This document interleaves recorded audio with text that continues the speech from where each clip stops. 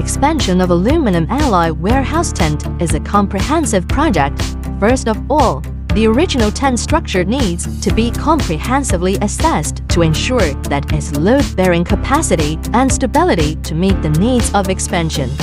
Subsequently, a detailed expansion plan is formulated according to the actual needs of the enterprise, including the design of the new structure, the selection of materials, and the planning of the construction process. During the construction preparation stage, the expansion area is cleared and prepared with high-quality aluminum alloy profiles, tarpaulins, and other materials, as well as the necessary construction equipment. During the expansion construction process, a solid infrastructure is installed. Then the new aluminum alloy frame is gradually erected and the tarpaulin is laid and fixed, while additional facilities such as lighting and heat insulation are installed. Upon completion, a comprehensive acceptance inspection is conducted to ensure that the new structure is solid, the tarp is sealed, and the equipment is functioning properly.